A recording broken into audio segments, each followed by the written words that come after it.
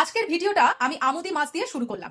আমুদি মাছের মাথাটা বাজার থেকে কেটে নিয়ে এসেছিলাম আর নুন হলুদ মাখিয়ে রেখে দিয়েছিলাম। আজকে করব আমুদি মাছের ফ্রাই, যেরকম বিয়ে বাড়ি বা যে কোনো অনুষ্ঠানে ফ্রাই করে দেয় ঠিক সেই রকম ফ্রাই আজকে তোমাদের কাছে শেয়ার করব। আর এইখানে একটা পেস্ট করে নেবো, যেহেতু এখন শীতকাল তাই জন্য এক্সট্রা করে আমি একটু ধনেপাতাটা দিয়েছি। ধনেপাতাটা অপশনাল, দিতেও পারো নাও দিতে পারো। পেঁয়াজ এক টুকরো, যেহেতু আমার আমুদি মাছ অনুযায়ী আমি পেঁয়াজটা নিয়েছি। আদাও সেই রকম, রসুন আর কাঁচা লঙ্কা।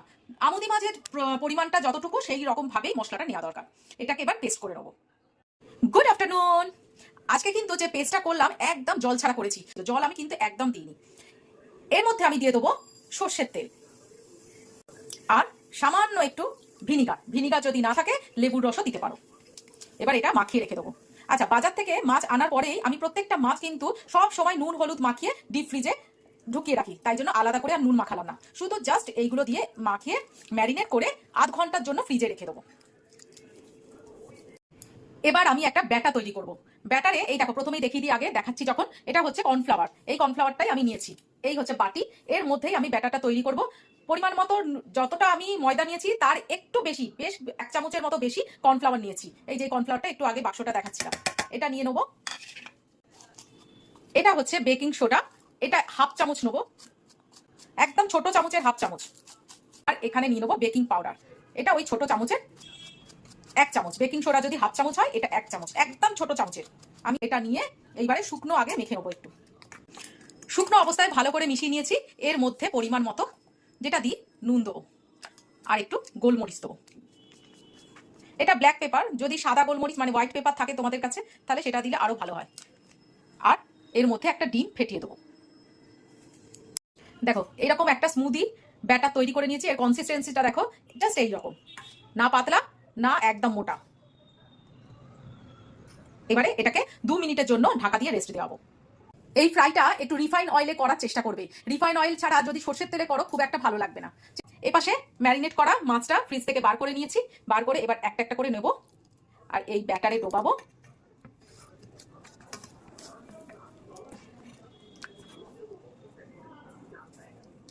আর এই তেলে দিয়ে দেবো। এরকম ভাবে 2-3টে করে একসঙ্গে ভাজবো, বেশি একসঙ্গে ভাজতে যাবে না। এইবার দেখো ভাজাটা কেমন হয়েছে। কি বলেছিলাম না, বিয়ে বাড়ির মতো। আর পুরো একদম দেখো, পুরো একদম এর মতো হয়েছে, মচমচে একেবারে। ওফ, এই দেখো কি সুন্দর ভাজাটা হয়েছে। তারও গরম দেখাতে পাচ্ছি না, একদম মচমচ মচমচ করছে। এই দেখো দেখো, দেখেছো ধোঁয়া উঠছে আর পুরো ভেতরটা ভাজা হয়ে গেছে। একদম লো ফ্লেমে ভাজতে হবে। দারুণ হয়েছে গো, দারুণ হয়েছে। তারা একটা খাই, লোভ সামলানো যায় না। আমার এই পাগলির মতো মুখটাকে অ্যাভয়েড করো, ফোকাস করো জাস্ট মাছটায়। ভিনিগারটা না অবশ্যই দেবে, আর আদা রসুনটা অবশ্যই মাখিয়ে রাখবে। আমুদি মাছ একটু সামুদ্রিক মাছ তো, একটু ক্যামেরাটা স্মেল আসে, সেই স্মেলটা পুরো কেটে যাবে। দারুণ হয়েছে কা। আর এগুলো এমনি খাওয়া হয়ে যাবে, কিসের জন্য ভাতের সঙ্গে খাই লোকে কে জানেন। দারুণ লাগবে, দারুণ।